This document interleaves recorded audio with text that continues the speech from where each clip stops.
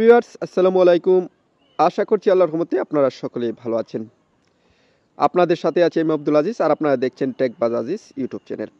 আপনাদের যাদের বয়স 1 জানুয়ারি থেকে 2008 তারিখের মধ্যে 18 বছর পূর্ণ হয়েছে বা যাদের বয়স 17 বছর হয়েছে, আপনারা চাইলেও কিন্তু নতুন ভোটার হতে পারবেন। আজকের ভিডিওর বিষয়টি হচ্ছে, আপনারা যারা নতুন ভোটার হতে চান, 2019 সালে আপনারা যারা নতুন ভোটার হতে পারেননি, আপনারা চাইলেই কিন্তু 2025 সালে 20 জানুয়ারি থেকে তথ্য হালনাগাদের মাধ্যমে আপনি নতুন ভোটার হতে পারবেন।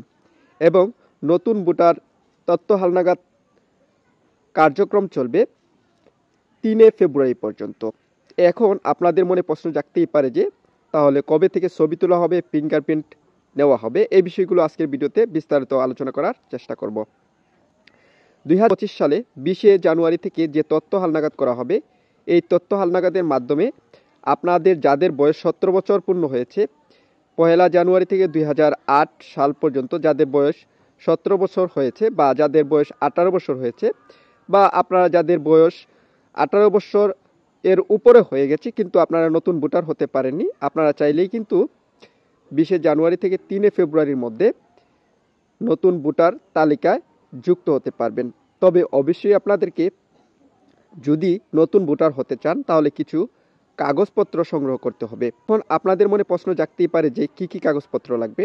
আপনি যদি নিজে ভোটার হতে চান তাহলে অবশ্যই আপনার একটি ডিজিটাল জন্ম নিবন্ধন লাগবে, এবং আপনি যদি শিক্ষার্থী হয়ে থাকেন তাহলে একটি সার্টিফিকেটের ফটোকপি লাগবে, এবং আপনার পিতা মাতার ডিজিটাল জন্ম নিবন্ধনের ফটোকপি এবং এনআইডি কার্ডের ফটোকপি, এগুলো আপনারা অবশ্যই সংগ্রহ করে রাখবেন। 20 জানুয়ারি থেকে 3 ফেব্রুয়ারির মধ্যে আপনার বাড়িতে যখন তথ্য হালনাগাদ করার জন্য কর্মী যাবে, তখন তাদের কাছে আপনারা এই তথ্যগুলো দিবেন, এবং যে ফর্মটি ফিল আপ করার জন্য বলবে সেই ফর্মটি অবশ্যই আপনি নিজের হাতে ফিল আপ করবেন বা কর্মীর দ্বারা ফিল আপ করাবেন।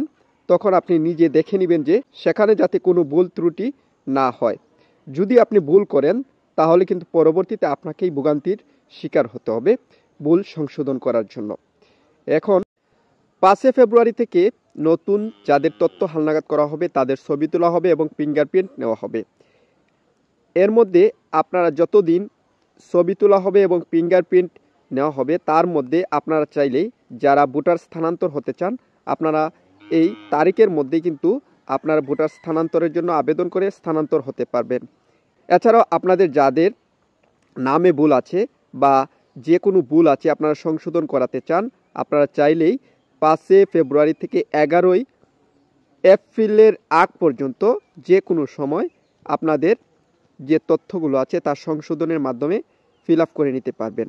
সো আশা করছি যে আমাদের আজকের ভিডিওটি আপনাদের কাছে ভালো লেগেছে। যদি ভালো লেগে থাকে তাহলে অবশ্যই একটি লাইক এবং কমেন্ট করতে ভুলবেন না। আর যদি এই ভিডিও সম্পর্কে আপনাদের কোনো প্রশ্ন থাকে তাহলে অবশ্যই কমেন্ট বক্সে কমেন্ট করতে ভুলবেন না।